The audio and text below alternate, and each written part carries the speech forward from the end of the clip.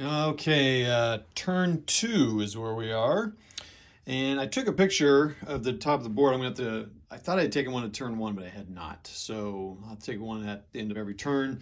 I like doing that with the Simonitch games for some reason. It seems to really stand out because the counter's big. You can see where they are. Anywho, let's see, a couple things. I use breakthrough attacks, kind of trying to figure that out. I'm not quite confident in how they work. I'm going to have to read that example of play.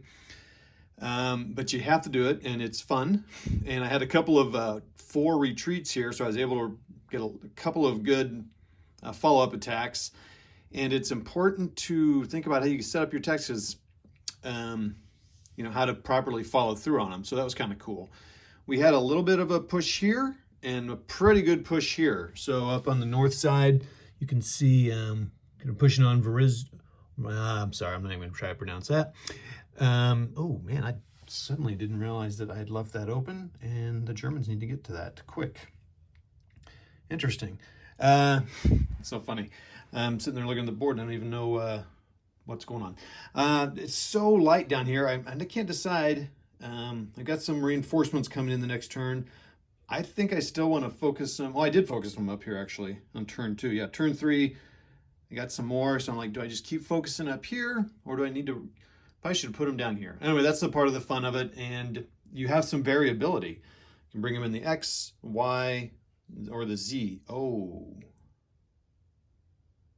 I might have brought them in on the wrong. No, I brought them in up here. Okay.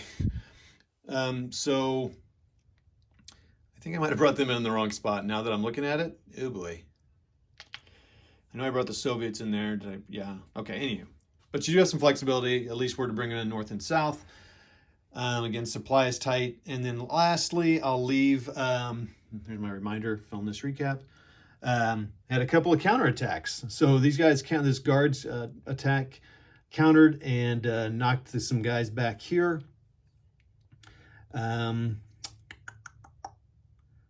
Curious where the disrupted is, though. That's interesting. But they counterattacked and knocked some guys back here. Which was good. And then another counterattack here, which actually did pretty good in that I was able to cause this breakup in the line here. And now these guys are going to be out of supply the next turn unless they do it. But now they're going to be forced to take care of this here because this guy's currently blocking their path. If this guy's here, they can get supply into there. You can't go through 2 enemy zones of control. So they could go here and then bam.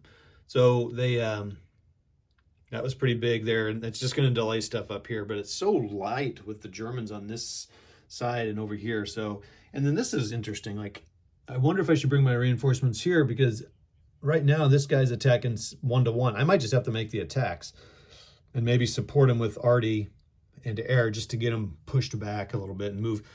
When they get this, they get a shift to the left on the column, on the combat column, and so that, you know, 1-to-1 would go to 1-to-2 unless I have air. So maybe I should do that.